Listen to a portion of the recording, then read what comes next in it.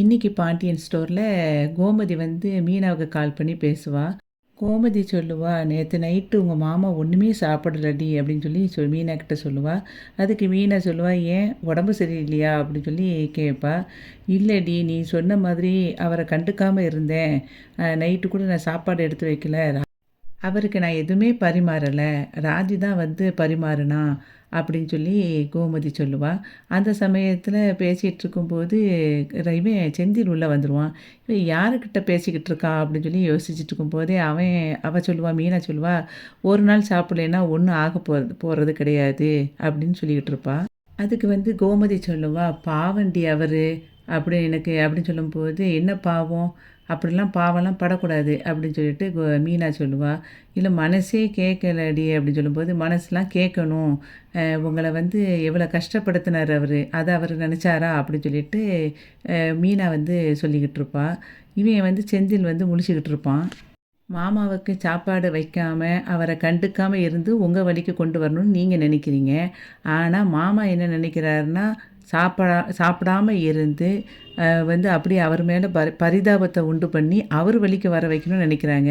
நீங்கள் அதை பண்ணணும்னு நினைக்கிறீங்களா அப்படின்னு சொல்லி கேட்கும்போது, கோமதி நினைப்பா, நீ அப்படியா சொல்கிற அப்படின்னு சொல்லிட்டு இருக்கும்போது, மீனா பேசிக்கிட்டு இருக்கிறத பார்த்துட்டு செந்தில் நினைப்பான், இவ தான் ஸ்க்ரூ கொடுத்துக்கிட்டு இருக்காளா அப்படின்னு சொல்லிட்டு நினச்சிக்கிட்டு இருப்பான்.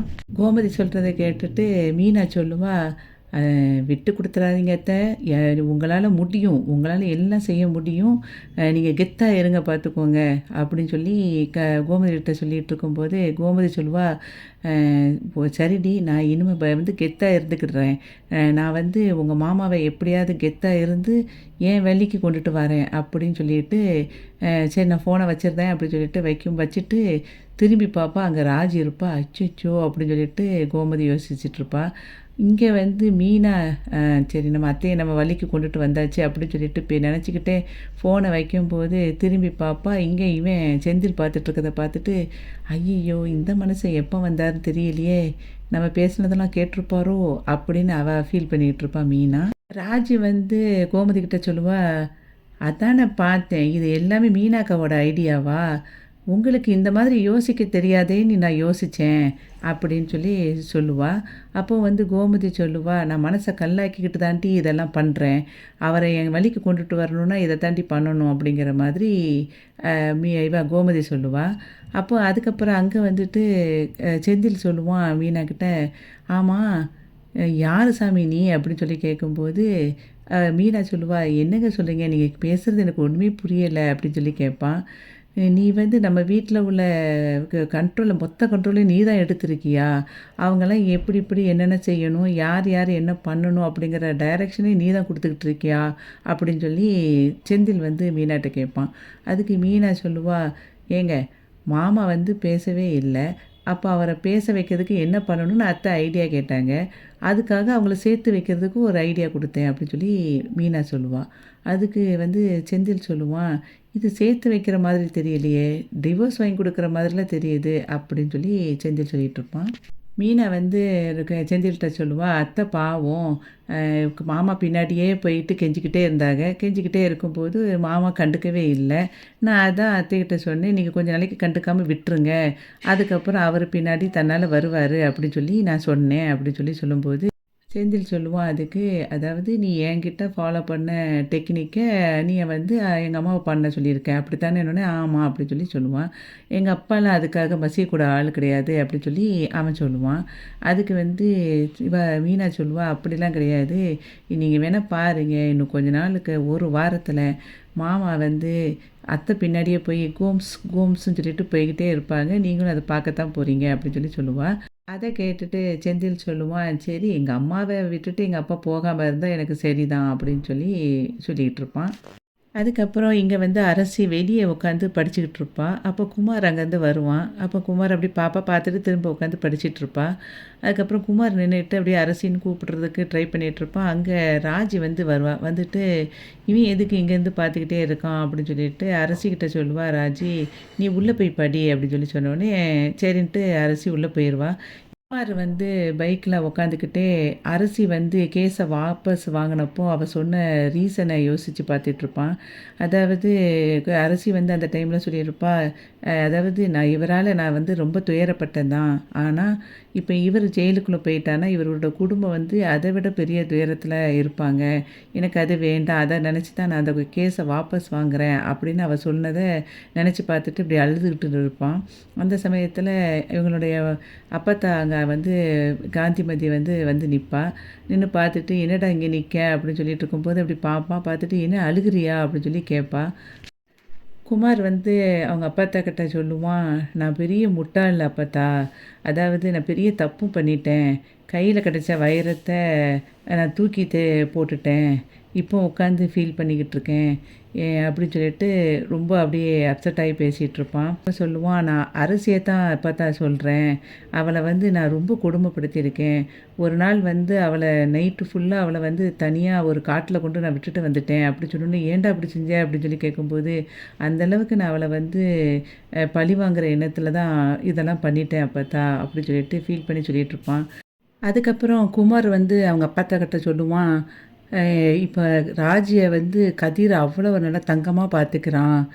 ராஜியை வந்து அவங்க பெரியப்பா எந்த ஒரு கோச்சிங் சென்டரில் சேர்க்கணும்னு சொல்லி நினச்சாங்களோ அந்த கோச்சிங் சென்டருக்கு ரூ. 1,00,000 கொடுத்து சேர்த்துருக்கான். அது மட்டும் இல்லாமல் அவளுக்கு கார் ஓட்ட சொல்லி கொடுக்குறான். அவளை எல்லா இடத்துக்கும் கூட்டிகிட்டு போகிறான். அந்தளவுக்கு தங்கமாக பார்த்துக்கிறான் அப்படின்னு சொல்லிட்டு குமார் சொல்லுவான். அப்போ காந்திமதி வந்து சொல்லுவா, நீ ஏன்டா அப்போ உங்கள் அப்பா சண்டை போட்டுட்ருக்கும்போது அந்த நேரத்தில் நீ எடுத்து சொல்லலை அப்படின்னு சொல்லி காந்திமதி அதாவது அவங்க அப்பாத்தா கேட்பான். அதுக்கு குமார் சொல்லுவான், எனக்கு வந்து எந்த நேரத்தில் எதை சொல்லணும்னு கூட எனக்கு இப்போ தெரிய மாட்டேங்கி அப்பத்தா, அதனாலேயே என் லைஃபே போயிருச்சு அப்படிங்கிற மாதிரி ஃபீல் பண்ணி அவன் சொல்லிக்கிட்டு இருப்பான்.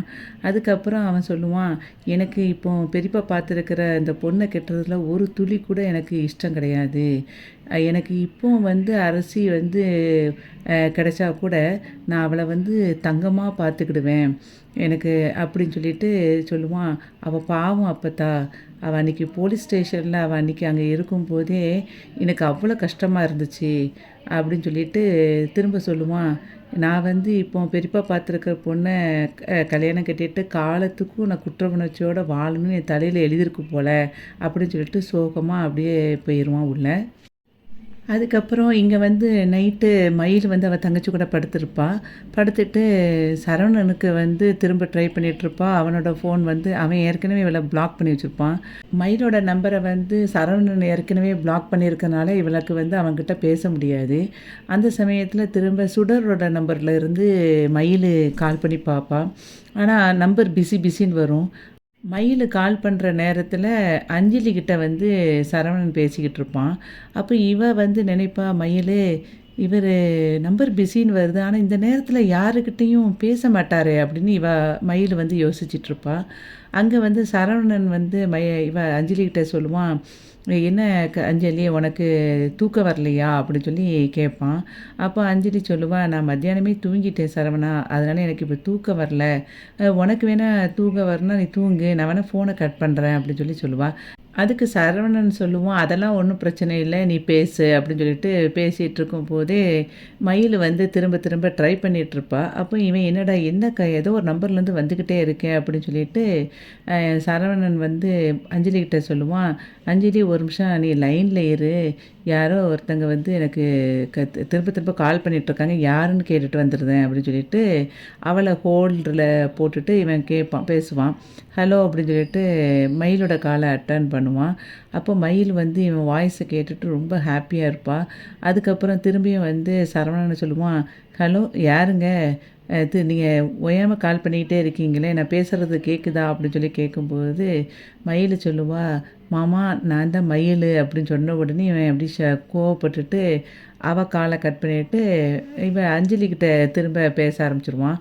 இப்போ அஞ்சலிக்கிட்ட சொல்லுவான், ஹலோ அஞ்சலி, அது வந்து யாரும் ராங் காலு, இது எனக்கு தெரியாமல் கால் பண்ணிட்டாங்க, நீ பேசு அப்படின்னு சொல்லி அஞ்சலிகிட்ட சொல்லுவான். அஞ்சலிகிட்ட சொல்லிட்டு சொல்லுவான், என்னமோ நீ சொல்லிக்கிட்டு இருந்தியே சொல்லு அப்படிங்கும்போது, இல்லை சரவணா, எங்கள் அம்மா என்னை நினச்சி ரொம்ப வருத்தப்பட்டுக்கிட்டு இருக்காங்க நான் இந்த மாதிரி இருக்கிறதுக்கு அப்படின்னு சொல்லும்போது, சரவணன் சொல்லுவான், எல்லா அம்மாவுக்கும் பிள்ளைங்களை நினச்சி கஷ்டம் இருக்கத்தானே செய்யும் அப்படின்னு சொல்லி சரவணன் பேசிகிட்டு இருப்பான். சரவணன் அஞ்சலி கிட்ட அதுக்கப்புறம் அப்படியே பேசிக்கிட்டே ரொம்ப நேரம் இருப்பான். அப்போ மயில் ட்ரை பண்ணி பார்த்துக்கிட்டே இருப்பான். அவனோட நம்பர் வந்து பிஸி பிஸினே வந்துக்கிட்டு இருக்கும். அப்போ மயில் நினைப்பா, என்கிட்ட பேச பிடிக்கல சரி, ஆனால் இந்த நேரத்தில் யாருக்கிட்ட அவர் பேசிக்கிட்டு இருக்காரு, ஃப்ரெண்ட்ஸுக்கிட்ட பேசிக்கிட்டு இருக்கிறாரோ அப்படின்னு சொல்லிட்டு நினைப்பா. ஆனால் ஃப்ரெண்ட்ஸுக்கிட்டலாம் இந்த நேரத்தில் பேச மாட்டாரே, ஒரே குழப்பமாக இருக்கே அப்படின்னு சொல்லிட்டு ஃபோனை வச்சுட்டு அப்படி யோசிச்சுக்கிட்டு இருப்பாள். அதுக்கப்புறம் இங்கே பாண்டியன் வீட்டில் டைனிங் டேபிளில் வந்து சரவணன், அதுக்கப்புறம் ராஜி, அரசி 3 பேருக்கும் டீ கொடுத்துட்ருப்பா. அவங்க குடிச்சிட்ருப்பாங்க. அப்போ கோமதி சொல்லுவா, இன்னும் கொஞ்ச நேரத்தில் வந்து அவர் வந்துடுவார் வாக்கிங் முடிச்சுட்டு. அதுக்கப்புறம் அவர் வந்து அவராக வாயை திறந்து கோமதி காஃபி கொடுன்னு சொன்னால் மட்டும்தான் நான் போட்டு வந்து கொடுப்பேன். அதுக்கு மேலே அவர் கேட்கல அப்படின்னா அவருக்கு காஃபி கிடையாது அப்படின்னு சொல்லிட்டு, யாரும் வந்து அதுக்கு முன்னுக்கூட்டி முந்திரி கொட்டை மாதிரி காஃபி போட்டு தாரேன்னு சொல்லிட்டு கிச்சனுக்குள்ளே போகக்கூடாது அப்படின்னு சொல்லி கோமதி சொல்லிகிட்ருப்பா. அப்போ அரசி வந்து சொல்லுவா, ஏம்மா அப்பா வாயை திறந்து கேட்டாலும் கொடுக்கக்கூடாதா அப்படின்னு சொல்லும்போது, அதை தன்னடி சொல்லிக்கிட்டு இருக்கேன், யாரும் கொடுக்கக்கூடாதுன்னா கொடுக்கக்கூடாது அப்படின்னு சொல்லிட்டு கோமதி சொல்லிக்கிட்டு இருப்பா. அப்போ வந்து ராஜி சொல்லுவா, அத்தை என்கிட்ட மாமா ஒரு வேளை காஃபி கேட்டு நான் கொடுக்கலின்னா மாமாவை மதிக்காத மருமகா நினச்சிடக்கூடாதுல்ல அப்படின்னு சொல்லும்போது, இங்கே பாரு, எனக்கு என்ன நினச்சாலும் பரவாயில்ல, அவருக்கு இன்றைக்கி காஃபி கொடுக்கக்கூடாதுன்னா கொடுக்கக்கூடாது தான் அப்படின்னு சொல்லும்போது, அதுக்கு சரவணன் சொல்லுவான், அப்போது ஒரு முடிவோடு தான் இருக்கிற அப்படித்தானே அப்படி சொல்லும்போது, ஆமாடா ஒரு முடிவோடு தான் இருக்கேன், அவரை என் வழிக்கு கொண்டு வர்றதுக்கு என்ன வழின்னு எனக்கு தெரியலை, அது இந்த வழியை ஃபாலோ பண்ணுறேன் அப்படிங்கிற மாதிரி அவள் சொல்லிவிட்டு அந்த பூஜை ரூம்பை துடைக்கிற மாதிரி போய் அங்கே ஆக்ட் பண்ணிக்கிட்டு இருப்பாள். அதுக்கப்புறம் இவங்க எல்லாம் காஃபி குடிச்சிட்ருப்பாங்க. அந்த சமயத்தில் பாண்டியன் வந்து உள்ளே வருவான். பாண்டியன் வந்து உள்ளே வந்த உடனே சரவணனும் ராஜியும் அப்படியே எந்திரிச்சு நிற்பாங்க. அந்த சமயத்தில் பாண்டியன் வந்து அப்படியே கிச்சனை எட்டி பார்ப்பான், அவள் காஃபி கொண்டுட்டு வருவாளே அப்படிங்கிறதுக்காக. இங்கேருந்து இவங்க 2 பேரும் பூச்சி ரூமில் இருக்கிறத பார்த்துக்கிட்டு இருப்பாங்க கோமதியை. அப்போ கோமதி வந்து சைகையிலேயே காட்டிட்டு 2 பேரையும் உட்காருங்க அப்படின்னு சொல்லிட்டு சொல்லுவாங்க. அவங்க உட்காராமல் இருப்பாங்க. அப்போ வந்து திரும்பி வந்து சைகையில் சொல்லுவாள், உட்காருங்க அப்படின்னு சொல்லிட்டு, என்ன கொன்னுடுவேன் அப்படின்னு சொல்லி கையை காட்டிகிட்டு இருப்பான். அந்த சமயத்தில் டக்குன்னு இவன் வந்து திரும்பி பாண்டியன் வந்து கோமதி இந்த பக்கம் பூஜை ரூமில் பார்த்த உடனே இவன் சடக்குன்னு வந்துட்டு அந்த பொருளெல்லாம் துடைக்கிற மாதிரி ஆக்ஷன் பண்ணிக்கிட்டு இருப்பாள். அப்போது வந்து பாண்டியன் வந்து வேணுக்குன்னே இருமி காட்டுவான். இருமி காட்டும்போது இவன் வந்து சூ அப்படின்னு சொல்லிட்டு அந்த தூசியை தட்டுற மாதிரி தட்டிக்கிட்டு இருப்பான். திரும்பியும் பாண்டியன் வந்து இருமிக்கிட்டு இருப்பான். அப்பவும் வந்து அவன் வந்து கண்டுக்க மாட்டான். அப்போ இவன் சொல்லுவான், பாருடா நம்மளை கண்டுக்க மாட்டேக்கா பாரேன் அப்படின்னு சொல்லிட்டு மனசுக்குள்ளே நினைப்பான். அதுக்கப்புறம் நினச்சிட்டு திரும்ப அரசியை பார்த்துட்டு சொல்லுவான், அரசி அப்படின்னு சொல்லி கூப்பிட்டான். அப்பா அப்படின்னு சொல்லி கேட்பா. அப்போ வந்து காப்பி அப்படின்னு சொல்லிட்டு அவளை பார்த்துட்டு கோமதியை பார்த்துட்டு, காப்பி குடிக்கிறியாம்மா அப்படின்னு சொல்லி கேட்பான். இவன் கோமதி உடனே ஒரு சிரிப்பு சிரிச்சிட்டு அப்படியே கண்டுக்காத மாதிரி திரும்பியே இருப்பாள். அரசியை பார்த்து காஃபி குடிக்கிறியாப்பா அப்படின்னு சொல்லி கேட்டோடனே, ஆமாப்பா அப்படின்னு சொல்லிட்டு அரசி சொல்லுவாள். சரிப்பா குடி அப்படின்னு சொல்லுவான். உடனே இவ வந்து ராஜிக்கு வந்து பாவமாயிரும். உடனே மாமா காஃபி குடிக்கிறீங்களா அப்படின்னு சொல்லி கேட்பா. உடனே ஆமாப்பா சரி குடிக்கிறேன்ப்பா அப்படின்னு சொல்லி சொன்ன உடனே அவள் எந்திரிச்சு போவா. அப்போது இங்கே இருந்துக்கிட்டு கோமதி ராஜை பார்த்துட்டு, ஏய் உட்காருன்னு சைகளை காட்டிட்டு, இல்லைன்னா கொன்னுடுவேன் அப்படின்னு சொல்லிட்டு கையை வச்சு கழுத்தை அப்படி காட்டுவா. ஆனால் ராஜி வந்து குடுக்குடுன்னு ஓடி கிச்சனுக்குள்ளே ஓடிடுவா. இவன் பாண்டியன் வந்து நேராக போய் சோஃபாவில் உட்காந்துருவான். அந்த சமயத்தில் இவ குடுகுடுன்னு பூஜை ரூமில் இருந்துட்டு ஓடி போய் ராஜிக்கிட்ட வந்து, ஏய் காஃபி போடாதடி அப்படின்னு சொல்லிகிட்டு இருக்கும்போது ராஜி வந்து டிகாஷனும் பாலையும் ஊற்றிடுவான். ஊற்றின உடனே அவள் சொல்லுவா, ஏன்டி உனக்கிட்ட தான் நான் சொல்லிக்கிட்டே இருக்கேன்ல, நீ இப்போ திரும்ப எதுக்கு வந்து காஃபி போட்டுட்ருக்க அப்படின்னு சொல்லும்போது, மாமாவை பார்த்தா பாவமாக இருக்குங்க அப்படின்னு சொல்லுவாள் ராஜி. உடனே அதுக்கு கோமதி சொல்லுவா, அப்போ என்னையை பார்த்தா பாவமாக இல்லையா அப்படின்னு சொல்லும்போது அரசி சொல்லுவா, ஏம்மா ஒரு காஃபி தானம்மா அப்படின்னு சொல்லுவாள். காஃபியில் தாண்டி எல்லாமே இருக்குது, அவருக்கு ஒரு தண்ணி கூட கொடுக்கக்கூடாது, என்னைய மீறி யாராவது கொடுத்தீங்கன்னா உங்களுக்கு கூட சாப்பாடு ஒன்றும் கிடையாது, போங்கடி 2 பேரும் ஓரமாக நில்லுங்கடி அப்படின்னு சொல்லிட்டு கோமதி சொல்லிவிடுவா. அதுக்கப்புறம் அதுக்கப்புறம் இவன் பாண்டியன் வந்து என்னடா இன்னும் காஃபி வரவே இல்லையேன்னு சொல்லிட்டு கிச்சனை திரும்பி பார்த்துட்டு இருக்கும்போது இவன் டைனிங் டேபிள்ல உட்காந்துருந்த சரவணன் அவங்க அப்பாவை பார்த்துட்டு பாவப்பட்டுட்டு அவன் கிச்சனுக்கு நேராக போவான். அப்போ கோமதி கேட்பா, என்னடா அப்படின்னு சொல்லி கேட்பா. இல்லை, அப்பாவுக்கு காஃபி அப்படின்னு சொல்லி கேட்பான். அவரை கேட்க சொல்லு அப்படிங்கும்போது, ஏம்மா அதுதான் அவங்க காஃபி போட்டு தாரேன்னு சொல்லி ராஜி சொன்னால அப்படிங்கும்போது, அதெல்லாம் அவங்களாம் போட்டு கொடுக்க மாட்டாங்க, உங்கள் அப்பாவாக கேட்டால் தான் உண்டு அப்படின்னு சொல்லும்போது இவன் வந்து திரும்ப காஃபி கேட்பான். அப்போ கோமதி சொல்லுவா, உனக்கு உங்கள் அப்பா மேலே அவ்வளோ பாசமாக இருந்தால் இதில் சக்கரை இருக்குது, அவள் டிகாஷன் எல்லாம் போட்டு வச்சுட்டா பால் ஊற்றி, நீ வேணால் அதில் வேணால் கலந்து கொடு அப்படின்னு சொல்லி சொல்லுவாள். உடனே இது ஒரு பெரிய வேலையா அப்படின்னு சொல்லிட்டு அவன் சுகர் எடுத்து போடும்போது ஏகப்பட்ட சுகரை அள்ளி போட்டுருவான். அப்போ அவள் ஐயோ மாமான்னு சொல்லி சொல்ல வரப்போவா ராஜி. இவன் வந்துட்டு ஏய் அப்படின்னு சொல்லி கண்ணை காட்டி சும்மா இருக்கணும் அப்படின்னு சொன்னோடனே, நீ ஆற்றி கொடுக்குடா போ அப்படின்னு சொல்லிட்டு சொல்லிடுவா கோமதி. ஆமாம், இது ஒரு பெரிய வேலை, இதுக்கு வந்து இவ்வளோ பில்டப் அப்படின்னு சொல்லிட்டு கொண்டு போய் அவங்க அப்பா கிட்ட போய் நீட்ட போவான். அந்த சமயத்தில் ராஜியையும் அரசியும் பார்த்துட்டு, உங்களுக்கு கொல்லப்புறத்தில் வேலை இருக்குது, நீங்கள் போங்கடியாங்க அப்படின்னு சொல்லிட்டு அவங்கள அனுப்பி வச்சுருவா கோமதி. இவன் சரவணன் வந்து அவங்க அப்பா கிட்ட இந்தாங்க அப்பா காஃபி அப்படின்னு சொல்லி கொடுக்கும்போது அவன் அதை குடிச்சிட்டு ஓவர் சுகர் தோணுன்னு மூஞ்சி சொல்லிப்பான். சரவணன் உடனே கேட்பான், என்னப்பா காஃபி நல்லா இல்லையான்னு கேட்கும்போது அவன் ஒன்றும் பதில் சொல்லாமல் அந்த காஃபி அப்படியே டேபிளில் வச்சுட்டு போயிடுவான். பாண்டியன் அப்படியே போன உடனே கோமதி அப்படியே அந்த ஓரமாக நின்று பார்த்துட்ருக்கிற மாதிரி இன்றைக்கி பாண்டியன் ஸ்டோர் வந்து முடிஞ்சது. வீடியோவுக்கு ஒரு லைக் கொடுத்து சேனலை சப்ஸ்கிரைப் பண்ணுங்கள். நன்றி.